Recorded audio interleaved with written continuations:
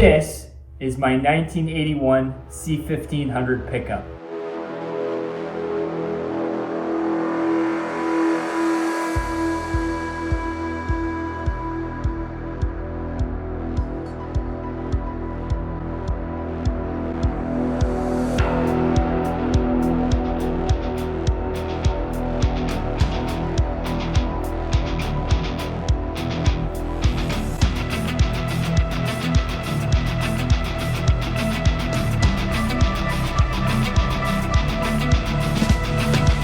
In today's video, we're going to be installing this engine in this truck. And I know what you're thinking. The engine's already in. Obviously, this video is being filmed after we've put the engine in, but I put a cover on it because I don't quite want to reveal what it looks like to you guys just yet. This is the Chevrolet small block V8, arguably one of the most iconic engines ever produced.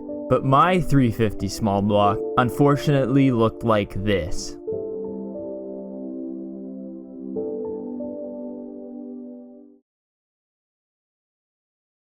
Over the last 6 months, I've been tearing this engine down and building it all back up. I re-gasketed the entire engine, replaced any parts that needed to be replaced, and installed a mild cam and lifter package. And I think the final product turned out pretty amazing.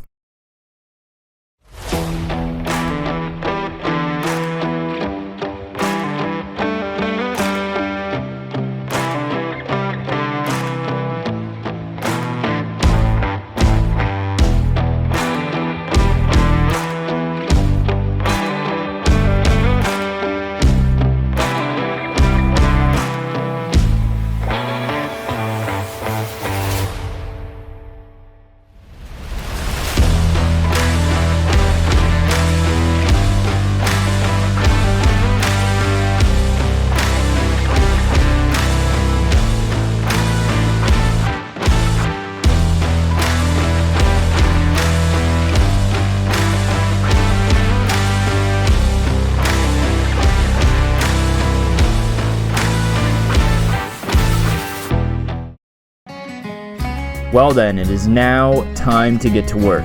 First things first, we got to remove a couple of the bits that are going to be in our way when installing the engine into the frame. This includes removing the other exhaust manifold that's still within the chassis.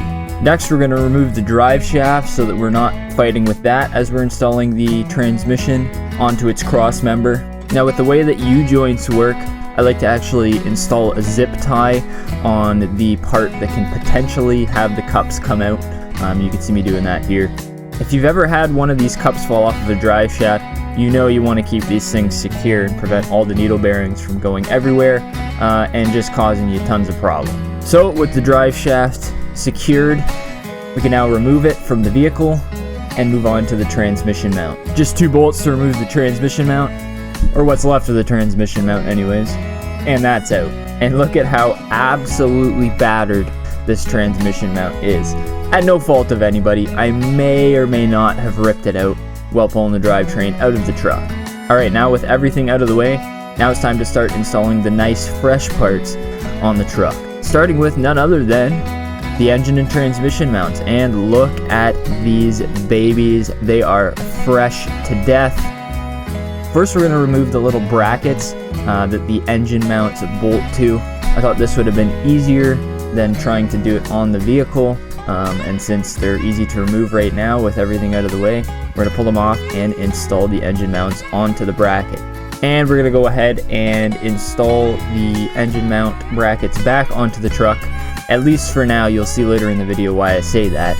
Alright, now it's time to pick up the engine and transmission on the crane and start guiding it towards the truck. But before this thing can be slid into the chassis, we have to install the last mount, and this one is easier to install on the drivetrain rather than on the truck. So we're going to install it on the tail shaft of the drivetrain.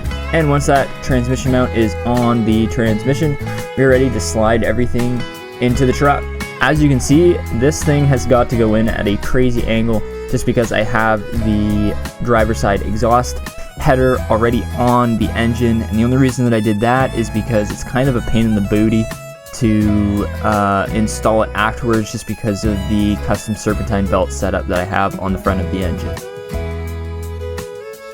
We do finally get the header past the driver's side engine mount, but at this point I realize I have made a grave mistake. The engine crane itself is unable to move any further back, and we're about 1.5 inches off of being able to install the engine mount bolts. So at this point I had two options. Option one, put the engine crane on a setting that would not be sufficient for how heavy this drivetrain is. Even though this is the easier option and I'm a gambling man, I opted for option number two, which is pull the engine all the way back out, remove the driver's side engine mount bracket again, and put it in that way. And that way it provides us a little bit more room to get the header and everything past, and also keep the engine a little bit flatter when installing it, giving us a little bit more room to get those mounts in.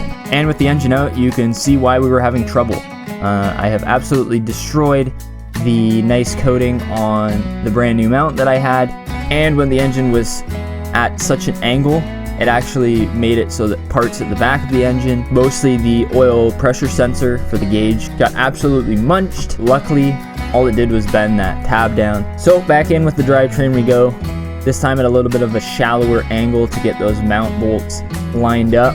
And once we're all the way in this time, we can drop the engine mount brackets on the engine mounts and slide those two engine bolts in.